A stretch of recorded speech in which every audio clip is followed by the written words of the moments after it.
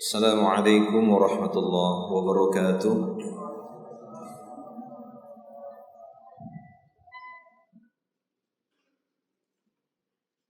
Innal hamdalillah nahmaduhu wa nasta'inuhu wa nastaghfiruh wa na'udzu billahi min shururi anfusina wa sayyiati a'malina. Man yahdihillahu fala mudilla lahu wa man yudlil fala hadiyalah. Asyhadu an la ilaha illallah wahdahu la syarika lah wa asyhadu anna Muhammadan abduhu wa rasuluh. Allahumma salli wa sallim ala Rasulillah nabiyina Muhammadin sallallahu alaihi wasallam wa ala alihi wa ashabihi wa man tabi'ahum bi ihsanin ila yaumiddin, amma ba'du. Ma'asyiral muslimin wal muslimat wal ikhwan wal akhwat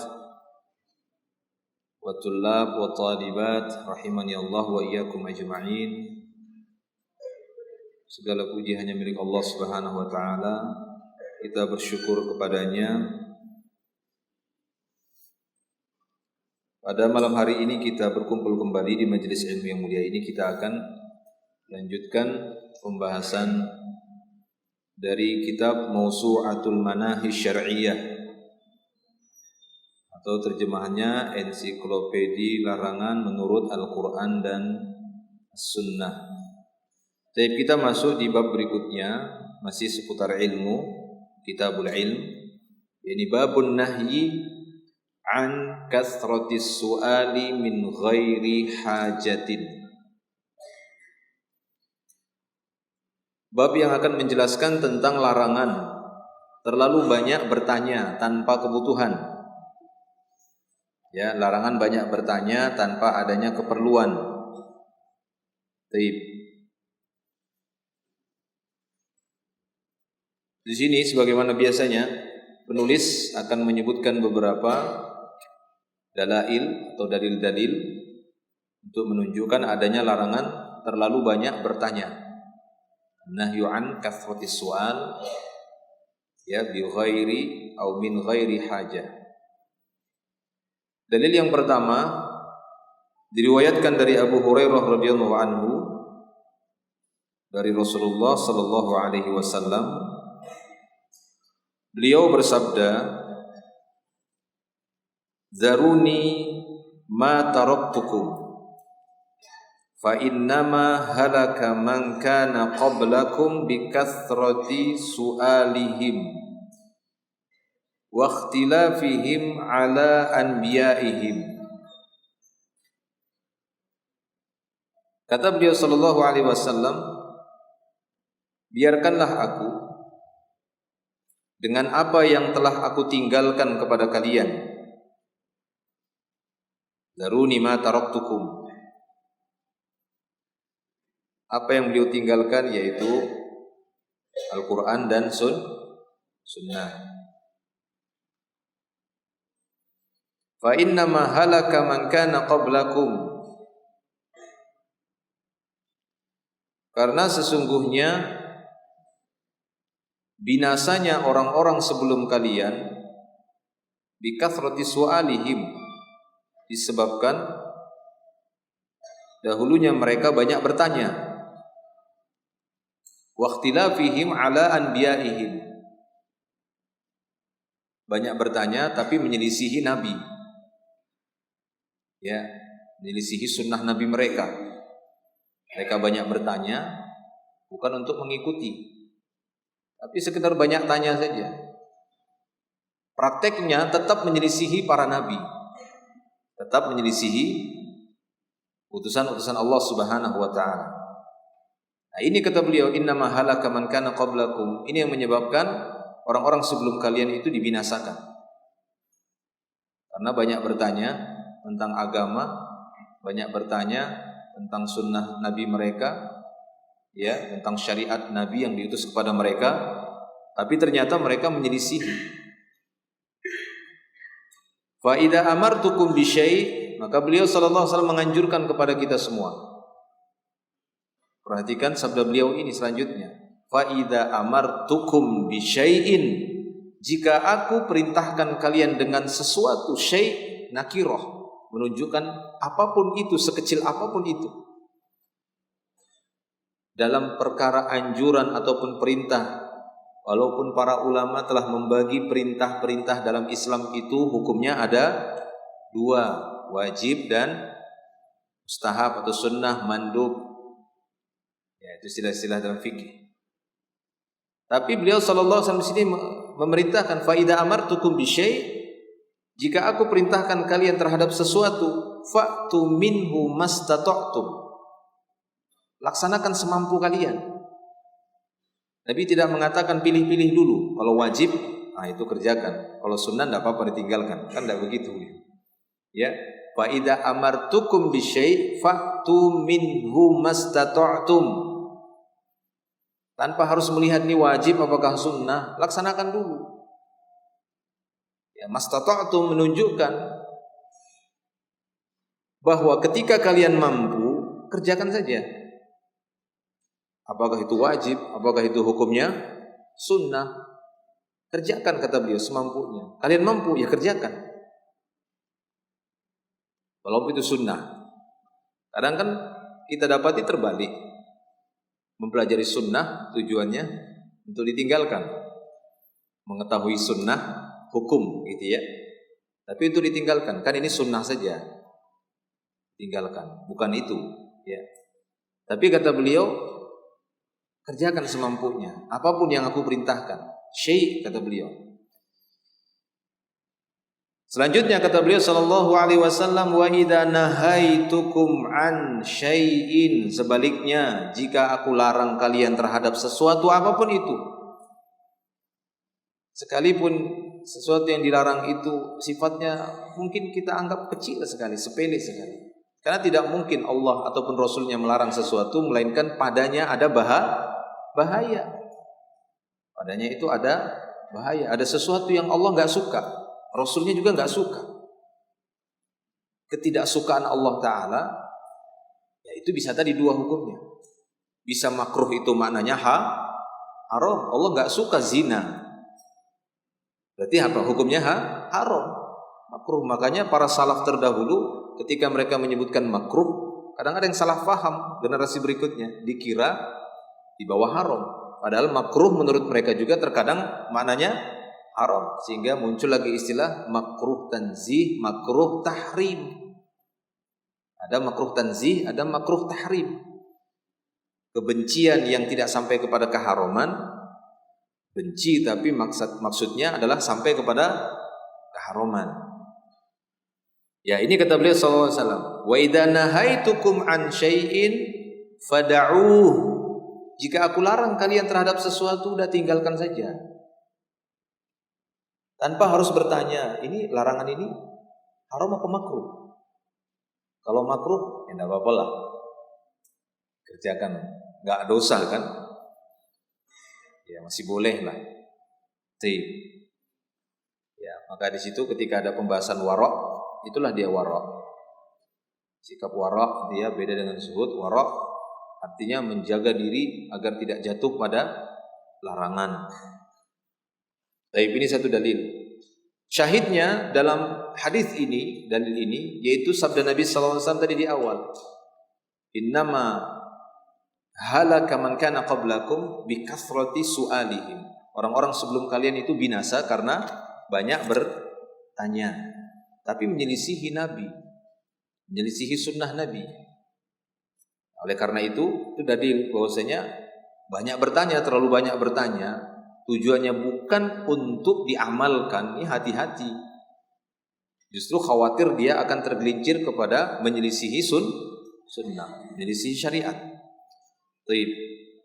Dalil yang berikutnya dari Al-Mughirah, diriwayatkan dari Al-Mughirah bin Syu'bah radhiyallahu anhu dari Rasulullah sallallahu alaihi wasallam, beliau bersabda, Innallaha azza wa jalla harrama alaikum uquqal ummahat. Sesungguhnya Allah Ta'ala mengharamkan bagi kalian durhaka kepada ibu-ibu kalian. Bukan berarti boleh durhaka sama bapak. Penyebutan ummahat di sini maksudnya juga adalah bapak gitu, tapi ibu karena dilihat dari perintah Nabi ibu sampai 3 kali, kadang diwakilkan dengan satu kalimat, begitu dia. Ya sama saja seperti Al-Quran, sering disebut domirnya itu kan laki-laki. Masalah sholat gitu ya, perintah sholat. Tidak ada sholat itu domirnya disebutkan perempuan.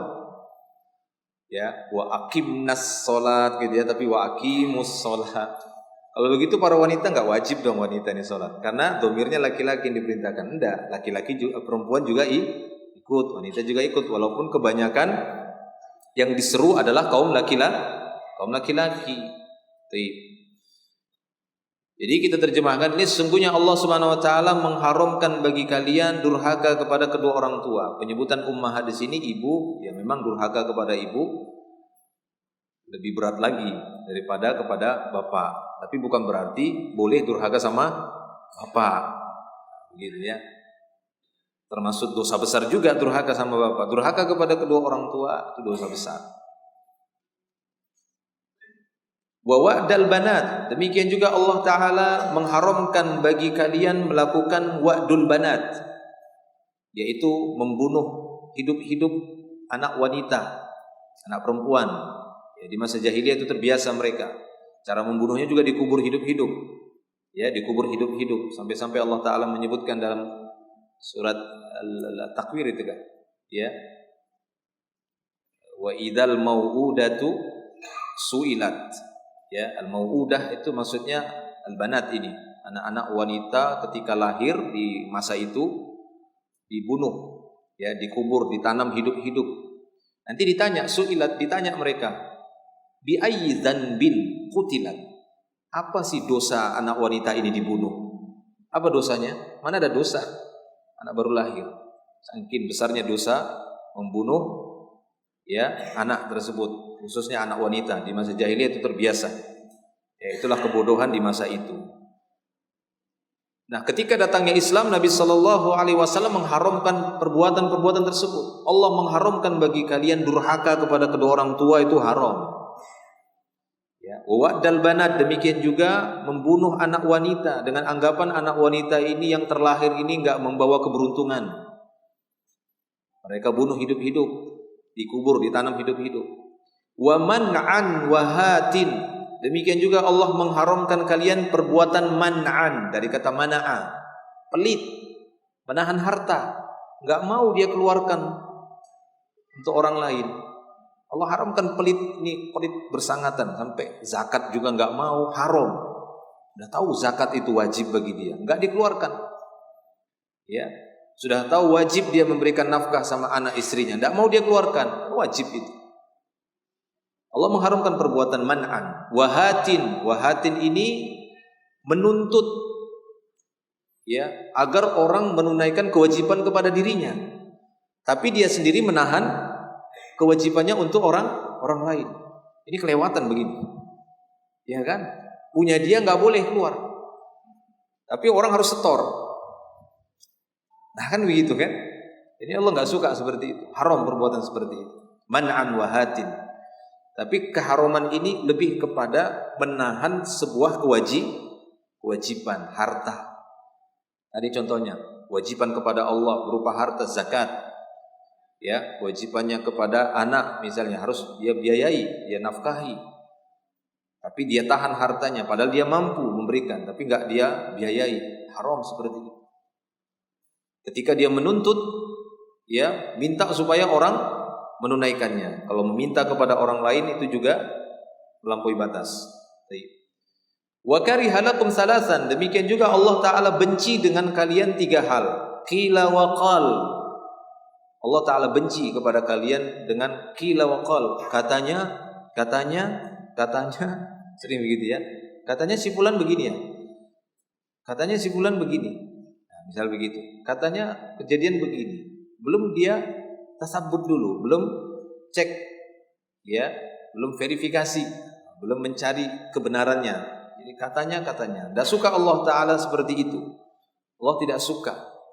Cari dulu beritanya, betul atau tidak. Kalau belum dapat, ya udah nggak usah diceritakan. Kan lebih baik diam. Orang belum dapat ceritanya. Baik. Wa kathratus su'al. Allah Ta'ala juga benci banyak bertanya. Ya. Walaupun ada sebagian ahlul ilmi memaknai kathratus su'al ini, kathratus su'al, yakni banyak minta. Karena su'al itu bisa maknanya dua. Su'al itu bisa meminta harta, bisa juga meminta jawaban. Soal. Kemarin kayaknya kita bahas ini waktu di tafsir surat Duha ya, di waktu subuh ya, Sabtu subuh. Wa ammas sa'ila fala tanhar. Adapun orang yang sa'il, minta ini pendapat yang lebih rajih adalah bisa meminta harta, bisa meminta jawaban. Maksudnya bertanya. Ya, maksudnya bertanya. Nah, ini dijadikan beliau juga di sini sebagai dalil perbuatan yang dibenci di sisi Allah Subhanahu wa taala. Kathratus su'al yang dimaksud di sini bisa maknanya banyak bertanya. Ya, banyak bertanya. Wa idha'atul mal. Demikian juga Allah benci dengan perbuatan idha'atul mal, menyia-nyiakan harta, membuang-buang harta. Ya, idha'atul mal itu membuang-buang harta. Membelanjakan harta bukan pada perkara yang bermanfaat. Apalagi membelanjakan harta pada perkara yang haram, itu lebih jelas lagi, tabdzir namanya. Ikhwanas syayatin kata Allah. Innal mubadzirina kanu ikhwanas syayatin. Idha'atul mal itu lebih ringan dari tabdzir. Sebagian para ulama menyebutkan begitu ya. Idha'atul mal itu dia membelanjakan sesuatu yang manfaatnya itu enggak ada. Ya. Manfaat tidak ada. Tapi kalau membelanjakan harta untuk perkara yang mudorot, jelas mudorotnya, ya, untuk perkara yang haram, ini mubadzir atau tabdzir. Taib. Nah, ini syahidnya ya, kasratus su'al. Kemudian dalil yang lainnya itu diriwayatkan dari Abu Hurairah radhiyallahu anhu, ia berkata, Rasulullah sallallahu alaihi wasallam bersabda, "Innallaha yardha lakum thalathan wa yakrahu lakum thalathan." Sesungguhnya Allah Subhanahu wa taala ridho bagi kalian 3 hal dan Allah benci bagi kalian 3 hal. Fa yardha lakum, Allah ridho bagi kalian, an ta'buduhu, Allah ridho jika kalian beribadah kepadanya, menyembah Allah. Wala tusyriku bihi syai'a, Allah ridho kepada kalian jika kalian tidak menyekutukannya dengan sesuatu apapun. Wa an ta'tasimu bihablillahi jami'a wa la tafarraqu, Allah taala juga ridho kepada kalian jika kalian i'tisam, berpegang teguh dengan tali Allah secara keseluruhan dan tidak berpecah belah, ya, tidak bercerai-berai. Wa yakrahu lakum, dan Allah taala benci kepada kalian pada 3 hal juga, yaitu qila wa qal, katanya, wa kathratus su'al, banyak bertanya, wa idha'atul mal, ya, membuang-buang harta atau menyia-nyiakan harta. Baik. Para jemaah yang Allah Subhanahu wa taala, ini 3 dalil yang disebutkan oleh beliau. Ya, dari hadis yang menunjukkan tentang adanya larangan terlalu banyak bertanya tanpa adanya kebutuhan. Kalau ada kebutuhan tidak ada masalah. Namanya butuh jawaban. Ya, membutuhkan jawaban, apalagi membutuhkan jawaban yang harus diamalkan dalam waktu segera, dalam waktu itu, dalam waktu yang cepat. Maka tidak mengapa bertanya. Atau bertanya tujuannya adalah untuk mengangkat kebodohan, karena memang betul tidak tahu. Dia ingin mengetahui hukumnya secara hakiki yang sebenarnya, sehingga hilangnya kebodohan darinya. Ya, tapi kalau cuma sebatas kathratus su'al, cuma pengen tanya saja, ya, pengen tanya, mau tahu sebagai maklumat saja, mau tahu apa sih jawabannya. Apalagi banyak bertanya untuk mencari mana yang paling enak dengan nafsunya. Nah, itu bahaya lagi ya. Akhirnya nanti dia akan terseret kepada beragama sesuai nafsu. Tanya sini, kayaknya kurang selera ini jawaban yang dari sini. Ya, nggak pas ke hati, rasanya nggak tenang. Bukan nggak pas ke hati, nggak tenang, nggak cocok sama hawa nafsu, itu belum. Tanya lagi yang kedua, belum pas. Ketiga, keempat. Nah, ini dia. Ya. Halal. Dapat sudah. Ini ustadzku nih udah ini. Pas sudah ini yang 3 itu masih ilmunya masih cetek. Ya, berdoa kepada Allah supaya diberikan yang terbaik, ya, dikuatkan agama kita supaya kita tidak mengikuti sesuatu itu dengan berdasarkan nafsu, tapi betul-betul ilmu, ya, betul-betul ilmu dan bersabar, karena sesungguhnya para jemaah Allah Subhanahu wa taala, ya, tidak ada kerugian pada seorang mukmin ketika meninggalkan keharuman. Gak ada ruginya. Ya, justru seorang mukmin rugi kalau dia meninggalkan perintah. Kan itu kan? Walaupun perintahnya itu sunnah ataupun mustahab, itu rugi sebenarnya kita. Karena waktu kita terisi dengan sesuatu yang gak ada nilainya, mubah. Lebih bagus terisi dengan perkara yang ada pahalanya. Sehingga seorang mukmin ketika meninggalkan perkara yang haram, yang munkar, ini gak ada ruginya. Ya, sebagian orang mungkin menganggap rugi, apalagi sampai beranggapan kalau bukan dengan cara yang haram, gimana mau kaya katanya. Yaitu dugaan yang salah terhadap Allah Subhanahu wa taala. Allah taala menyebutkan dalam hadits qudsi, ya, ana inda dhanni abdi bi. Aku menurut dugaan hambaku terhadapku. Kalau kita menduga Allah Ta'ala bahwasanya Dia akan memperkaya kita dengan sesuatu yang halal, maka insya Allah Allah Ta'ala akan perkaya kita, cukupkan kita dengan perkara yang halal. Tapi kita kalau sudah menduga, kayaknya tidak mungkin kaya kita ini kecuali dengan yang haram. Sudah betul-betul seperti itu. Allah bukakan, ya, keberhasilan seseorang itu dengan yang haram-haram saja. Ya, disempitkan dia dari perkara yang halal. Sukses dengan perkara yang halal susah baginya. Yang terbuka baginya adalah perkara yang haram saja. Maka tenggelamlah dia dalam lautan keharuman. Nauzubillah. Baik, kita masuk kepada kandungan bab. Kandungan bab, kata beliau, Al-Hafidz Ibnu Rajab Al-Hanbali berkata dalam kitab Jami'ul Ulum wal Hikam, halaman 138 seterusnya 140 dalam Al-Muntaqa. Kata Al-Hafidz Ibnu Rajab Al-Hanbali, hadis-hadis ini berisi larangan bertanya tentang masalah-masalah yang tidak diperlukan,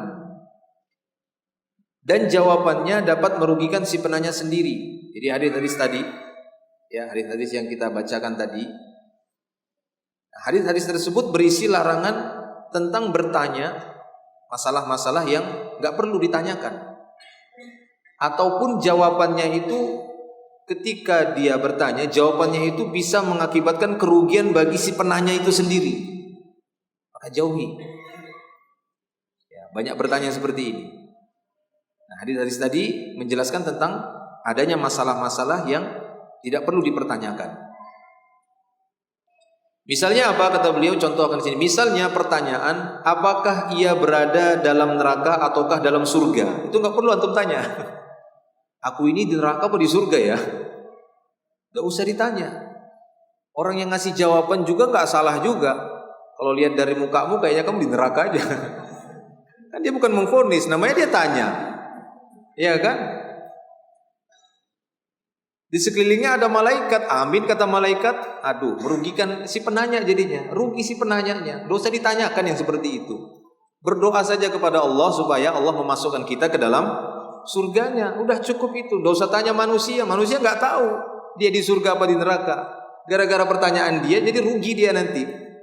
Bener-bener dia di neraka akhirnya. Dia tanya sama orang seperti itu. Kalau tadi tanyanya sama orang yang baik, nggak apa-apa, ya kan? Aku ini neraka atau di surga? Paling dia akan menasihati, berusahalah dengan amal soleh dan minta surga kepada Allah. Ini kalau orang baik. Kalau orang yang ngeyel juga yang ketemu, aku ini di surga apa di neraka gitu ya. Kalau lihat dari gayamu tuh kamu bagusnya ya cocoknya di neraka aja katanya. Kan kacau begitu dia. Nah, ini pertanyaan tidak perlu diajukan. Ya. Kecuali di hadapan kita ada Nabi Shallallahu Alaihi Wasallam. Ya. Sebagaimana sebagian sahabat ada yang menanyakan tentang itu kan begitu. Ya, seperti Ukasyah, ya kan? Ukasyah ketika bertanya, ketika Rasulullah mengatakan akan ada satu golongan yang masuk surga tanpa hisab, tanpa azab. Ya Rasulullah, doakan saya supaya saya termasuk itu. Ya, kamu termasuk di situ. Yang lainnya pengen nanya juga kan? Sudah didahului ya Ukasha, udah. Taib. Atau seperti seorang laki-laki tanya, bapak saya di mana? Maka Rasul mengatakan, ya abuka wa abi finnar, bapakmu dan bapakku ada di neraka, kata Nabi. Ya, ayahmu dan ayahku ada di neraka. 6. Tapi selain Nabi, adapun kita ataupun siapapun itu tidak perlu ditanyakan seperti itu. Kemudian seperti pertanyaan yang lainnya, apakah yang dinisbatkan kepadanya itu benar ayahnya ataukah orang lain? Nah, ini gak usah ditanyakan. Ini ayahku ini benar nggak nasabnya ini ya? Aku nyambung nggak ke ayahku ini? Nggak perlu ditanyakan. Nanti bahaya. Ya, bisa meragukan nanti itu. Kalau dilihat dari wajah kamu sama wajah ayah memang jauh beda. Ya, ayahmu hitam, ibumu putih, kamu kok belang-belang, hitam putih kan gitu. Tidak perlu ditanyakan seperti itu. Ya, tentang nisbat ke ayahnya itu benar atau tidak. Ya. Apa yang kita dapati, dia ayah kita, orang-orang sekeliling kita mengatakan itu ayah kita, sudah kita katakan ayah, ya, itu bapak kita. Jangan tanyakan, bahaya nanti. Taib. Ya, dan juga larangan bertanya untuk menentang, bercanda atau memperolok-olok. Tidak boleh ya bertanya tujuannya untuk menentang, ya, untuk menentang sesuatu dari hukum Allah Subhanahu wa taala. Menanyakan sesuatu tujuannya adalah untuk bercanda, ya, terhadap ayat-ayat Allah Subhanahu wa taala, terhadap agama Allah, atau ingin mengolok-olok seperti yang sering dilakukan oleh kaum munafikin dan lainnya. Ini ya, orang-orang munafikin dahulunya ketika mereka datang kepada Nabi menanyakan sesuatu tujuannya adalah untuk menentangnya, ya, atau untuk membuat keraguan, atau untuk memperolok, ya, bercanda dengan syariat Allah Subhanahu wa taala, menanyakan sesuatu kemudian diberikan jawaban. Kalau begitu bagaimana orang yang begini-begini, ketawa mereka. Iya ya kan begitu. Ketawa mereka. Nah, ini tidak boleh seperti itu. Ya. Mirip dengannya adalah mempertanyakan ayat-ayat Al-Qur'an dan memprotesnya untuk menentangnya. Ini juga mempertanyakan tentang ayat Al-Qur'an yang satu dan yang lainnya, tujuannya adalah untuk mempertentangkan, untuk membenturkan satu dalil dengan dalil yang lainnya. Sengaja dia bertanya untuk, ya, merusak pemahaman orang terhadap ayat tersebut. Ya, tujuannya untuk membuat orang lain agar menolak ayat tadi. Karena terlihat seakan-akan satu ayat dengan ayat yang lainnya saling kontras, saling bertolak belakang dengan pertanyaan dia. Jadi sengaja dia bawakan pertanyaan, tujuannya apa? Agar orang-orang ragu dengan ayat tadi. Padahal dua-duanya itu dalil dari Al-Quran, atau dua-duanya itu merupakan wahyu. Satu dari Al-Quran, satu dari hadis Nabi SAW yang sahih. Tapi sengaja dia ajukan pertanyaan untuk membuat orang-orang ragu dengan dalil tadi, sehingga salah satu dari keduanya ditolak, atau bahkan dua-duanya bisa ditolak. Nah, ini kufur. Nah, ini bahaya. Mengajukan pertanyaan-pertanyaan seperti ini, banyak bertanya yang seperti ini diharamkan. Ya, tujuannya adalah untuk memprotes ataupun menentangnya. Ya, sebagaimana yang dilakukan oleh kaum musyrikin ataupun ahlu kitab. Ya, itu bisa kita dapatkan beberapa kisah-kisah dan kejadiannya baik di masa Nabi SAW ataupun pada generasi setelahnya.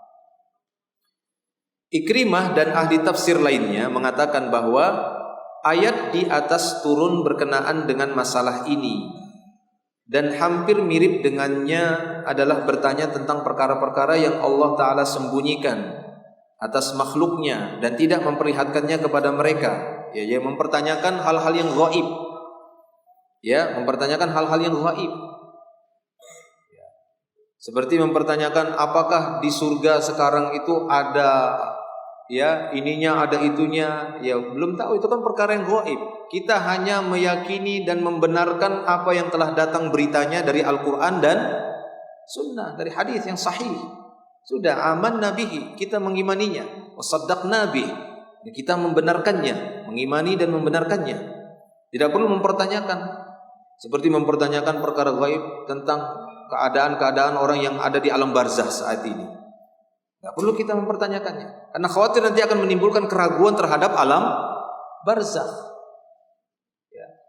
Saat akal ini masuk kepada suatu analogi, yang membuat akal kita dan hati kita jadi ragu, sehingga menolak tentang adanya alam barzah, tentang adanya azab kubur atau nikmat kubur. Ini banyak terjadi seperti itu. Ya, seperti bertanya tentang waktu terjadinya hari kiamat dan bertanya tentang ruh.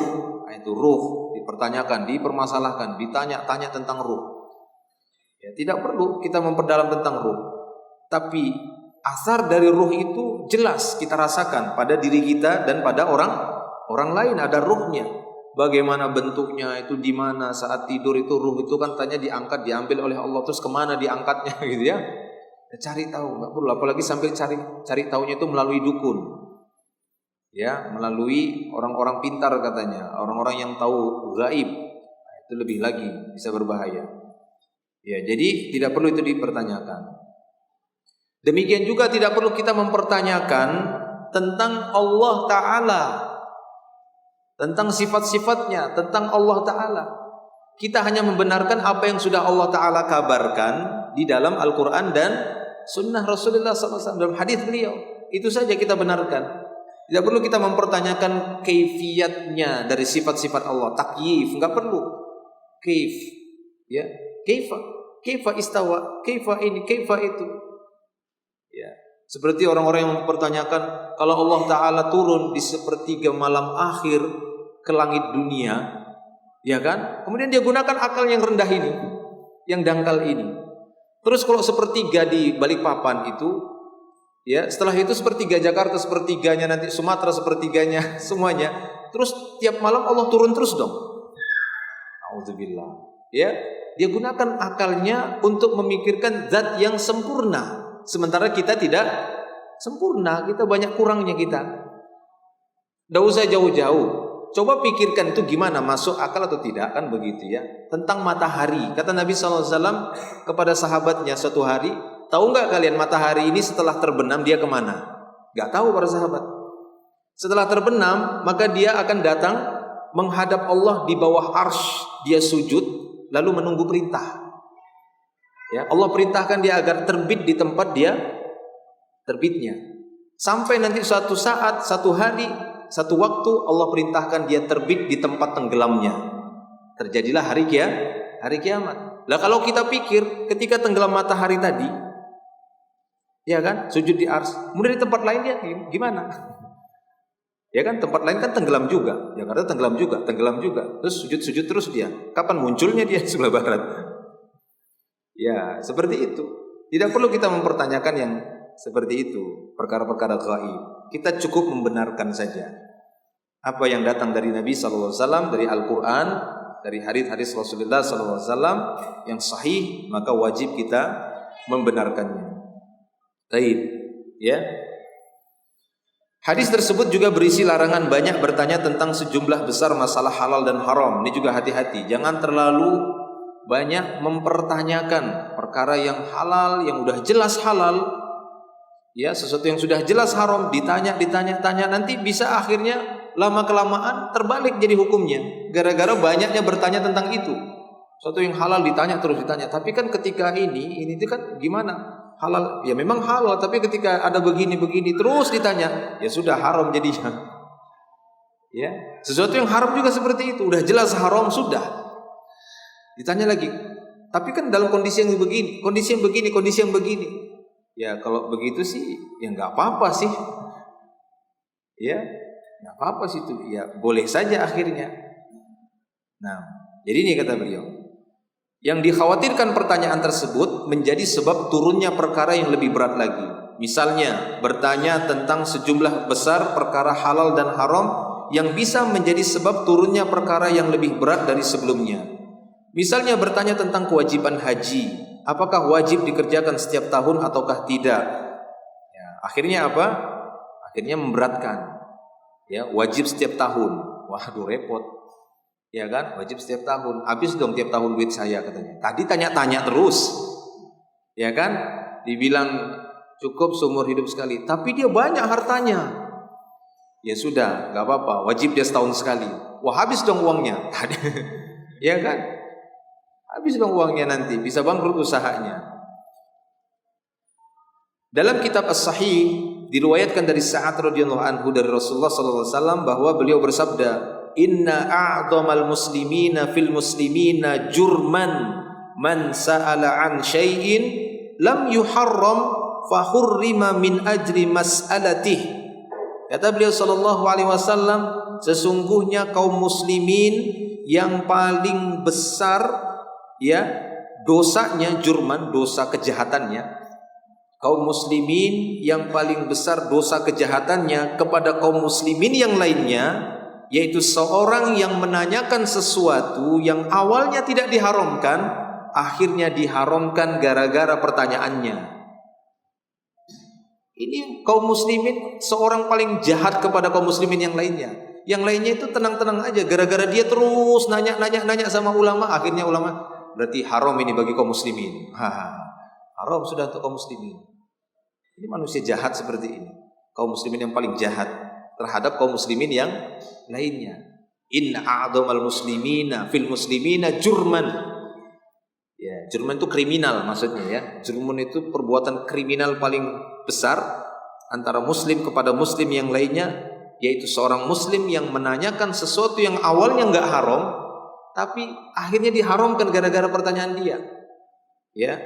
Baik. Rasulullah SAW tidak menanggapi pertanyaan-pertanyaan kecuali yang berasal dari kaum Arab Badui dan para utusan yang datang menemui beliau. Ya, jadi beliau SAW biasanya tidak menanggapi pertanyaan-pertanyaan kecuali itu yang berasal dari ya orang-orang pedalaman ataupun para utusan-utusan yang datang dari luar kota Madinah, maka beliau akan meladeni pertanyaan itu. Kenapa? Karena beliau ingin mengambil hati mereka. Beliau ingin mengambil hati orang-orang Arab pedalaman tadi, ya, atau mengambil hati para utusan-utusan dari negara-negara luar, dari luar Madinah. Adapun kaum Muhajirin dan Ansor yang bermukim di Madinah, yang telah kokoh keimanannya dalam hati, mereka dilarang banyak bertanya.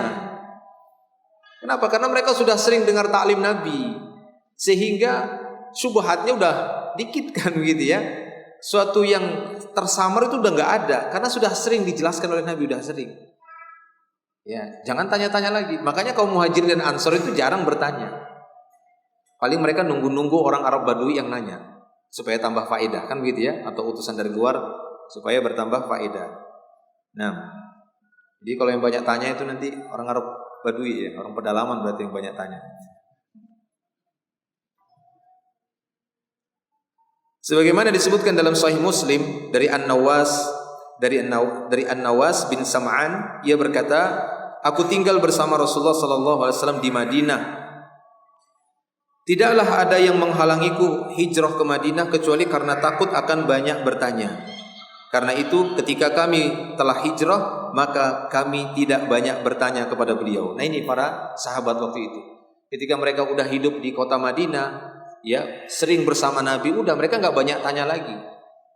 Kenapa? Karena udah setiap saat apa yang beliau lakukan itu semua ilmu. Ya, ketika mereka melihat Rasulullah melakukan itu, ya udah selesai. Ya gitu ya, selesai urusannya. Beliau melakukannya ya sudah. Beliau tidak melakukannya, udah diam mereka. Ya, kecuali pada perkara-perkara yang memang mereka sangat butuh jawaban dan harus diamalkan. Maka beliau akan tanyakan.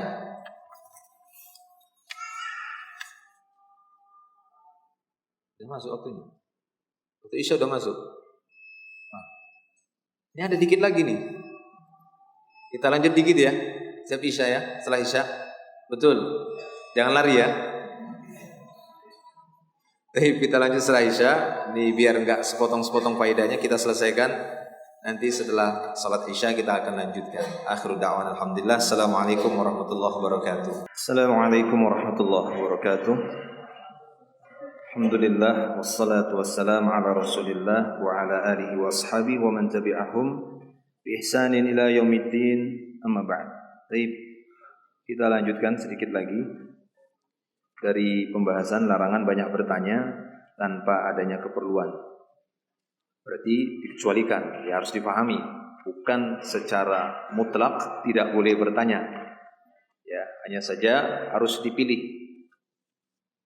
Ya, ditafsir, dirinci bahwa larangan yang sedang kita bahas ini Dilarang banyak bertanya ketika terlalu banyak bertanya dan tanpa ada keperluan, tanpa ada hajat ataupun kebutuhan.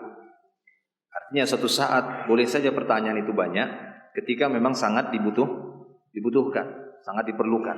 Tapi kalau terus-menerus, terlebih lagi dengan tujuan-tujuan yang buruk yang seperti yang sudah kita sampaikan, maka ini akan berbahaya.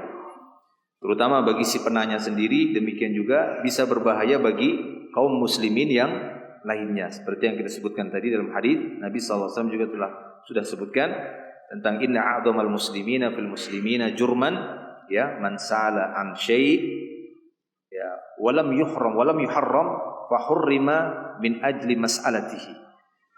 Jadi kaum muslimin yang paling besar kriminalnya atau kejahatannya kepada kaum muslimin yang lain, yakni ketika seorang menanyakan sesuatu yang awalnya belum diharamkan tapi akhirnya diharamkan disebabkan pertanyaannya, gara-gara pertanyaannya. Baik.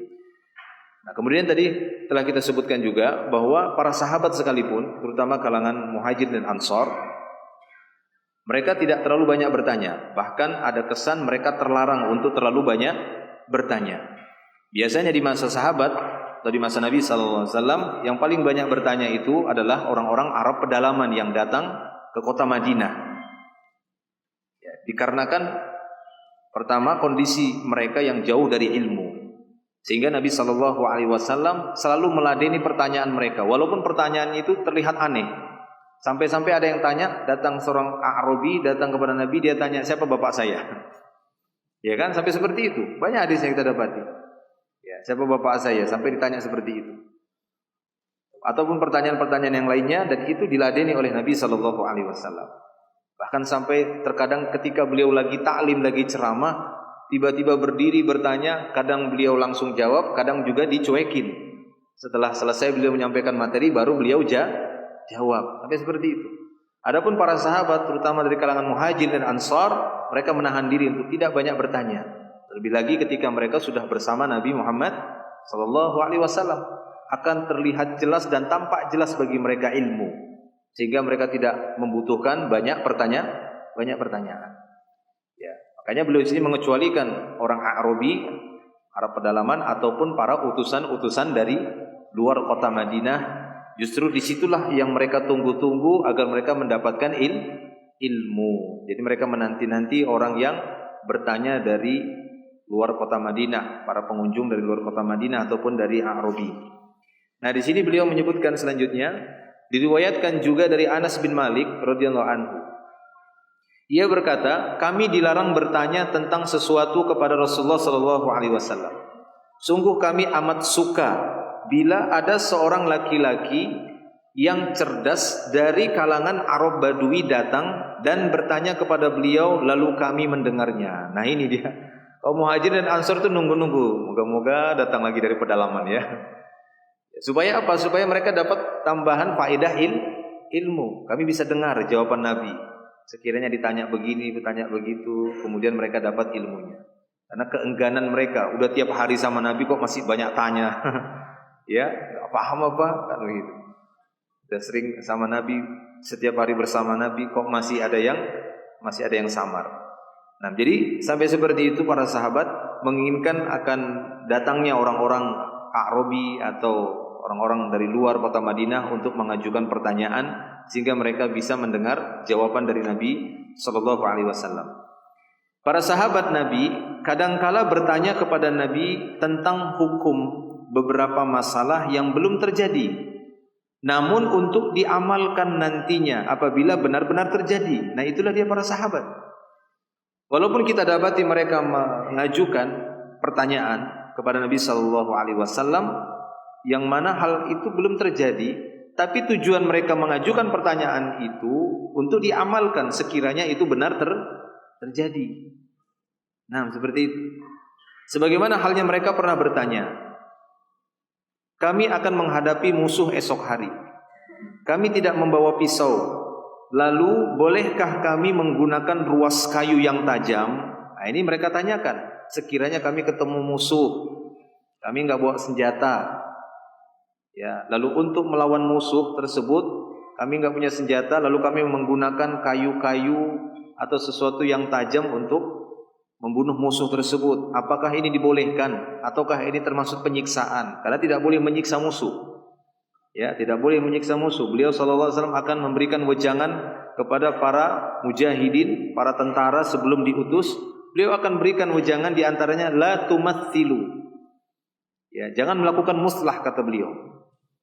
Penyiksaan, disiksa dulu. Enggak langsung dibunuh. Potong dulu tangannya biar sakit dia dulu. Ya, potong kakinya lagi biar kapok kamu, telinganya nih. Enggak boleh begitu. Makanya dalam surat Muhammad itu jelas di sana Allah taala memerintahkan fa idza laqitumul ladzina kafaru fadurbar riqab, kata Allah itu. Jika kalian ketemu orang kafir di medan tempur, ya, maka langsung targetkan leher, durbar riqab. Langsung targetkan leher supaya lebih cepat lewatnya. Supaya lebih cepat matinya, kan begitu. Jadi jangan sengaja, enggak boleh sengaja.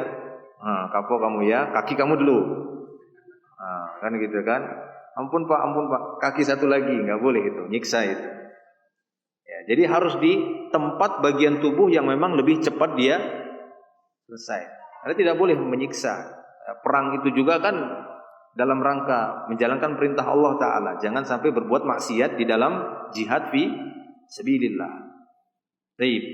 Nah, makanya para sahabat tanya, ya Rasulullah, ketika kami ketemu musuh nanti dan kami enggak bawa senjata, boleh enggak pakai benda-benda kayu, batu yang tajam untuk ya membunuh musuh, atau tulang-tulang hewan, kan gitu kan? Tulang-tulang hewan yang nanti mungkin ada sisi tajamnya, kayak orang purbakala itu kan, pakai tulang itu. Tapi bukan tulang di kampungku ya. Baik. Mereka juga bertanya tentang umara yang telah beliau sebutkan akan muncul sepeninggal beliau, tentang mentaati mereka dan hukum memerangi mereka. Hudzaifah ibn Yaman radhiyallahu anhu bertanya kepada beliau tentang fitnah-fitnah akhir zaman dan apa yang harus ia lakukan. Nah, ini enggak masalah. Ya Rasulullah, sekiranya kami nanti bertemu ya dengan penguasa umara yang mengakhirkan waktu sholat, maka beliau mengatakan, ya, sholatlah pada waktunya. Ketika mereka mengerjakan sholat, dan tetaplah sholat bersama mereka. Ya, untuk menunjukkan menjaga kemaslahatan itu lebih diutamakan. Tetap kata beliau ikut sholat bersama mereka, walaupun mereka menunda waktu sholat.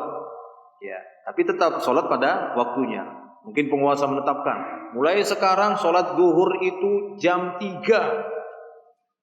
Ya, tetaplah sholat pada waktunya. Nanti jam 3 sholat lagi bersama penguasa. Ikut juga dengan jadwal itu, sholat lagi bersama mereka. Seperti itu. Mereka tanyakan, kalau sekiranya terjadi begini ya Rasulullah, kami ketemu penguasa yang begini. Ya, mereka merampas harta kami ya Rasulullah. Ya, kemudian memukul punggung kami. Maka kata Rasulullah, isma' wa ati', tetap taat dan patuhi mereka. Dengarkan mereka. Walaupun punggung kalian dipukul, kalian disiksa, harta kalian dirampas, ya, ditetapkan bayar ini, bayar itu, bayar ini, kan dirampas harta kita, padahal nggak ngapa-ngapain, ya kan? Nah, seperti itu. Ya, tetap sabar, taati dan dengarkan penguasa. Nah, itu nasihat-nasihat yang jawaban-jawaban yang disampaikan oleh beliau ketika para sahabat bertanya, sekiranya nanti muncul penguasa begini, sekiranya muncul fitnah begini, fitnah begitu, apa yang harus kami lakukan? Ya Rasulullah, sekiranya Dajjal itu benar-benar nanti muncul, apa yang harus kami lakukan? Memang tujuan mereka untuk mengamalkan itu, niat ingin mengamalkan, bukan seperti yang kita sebutkan tadi, bukan ingin mencari-cari fitnah, ya, bukan ingin membuat bingung manusia, atau hanya sebatas bertanya saja. Taib.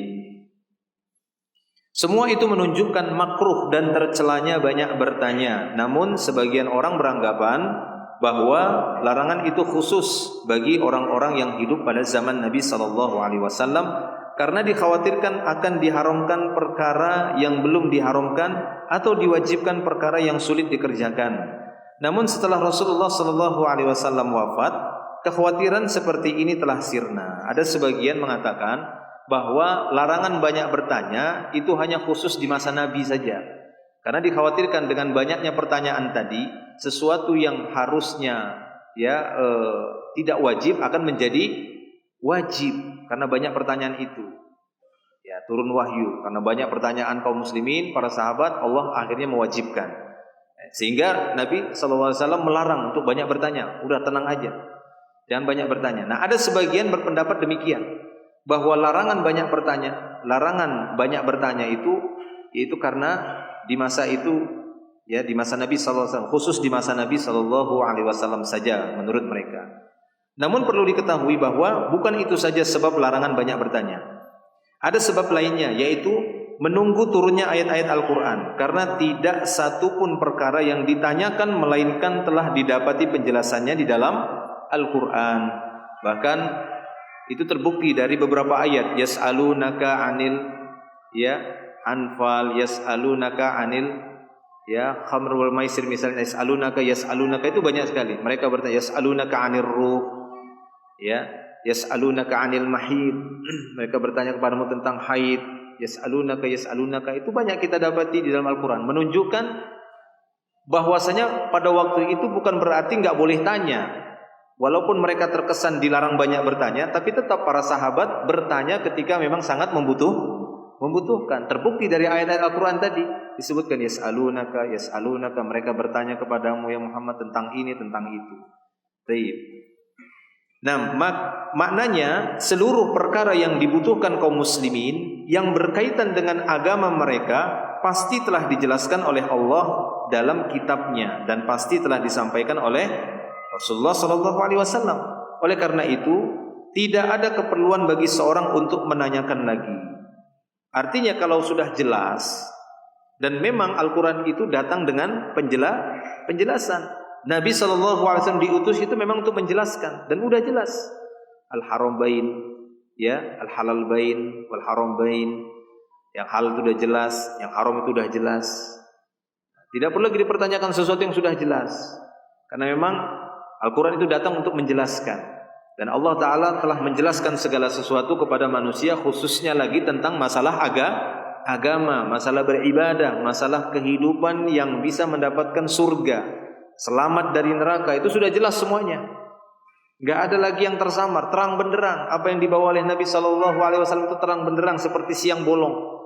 Gak ada samar lagi, bukan seperti gelap malam sehingga kita membutuhkan cahaya lagi. Tidak, sudah jelas. Ya. Nah, sebab Allah Ta'ala Maha tahu apa yang menjadi kemaslahatan bagi hambanya, Maha tahu apa yang menjadi hidayah dan manfaat bagi mereka. Allah pasti telah menjelaskannya kepada mereka sebelum mereka menanyakannya. Jadi maksudnya pada aslinya apa yang telah Allah Ta'ala turunkan itu sudah jelas.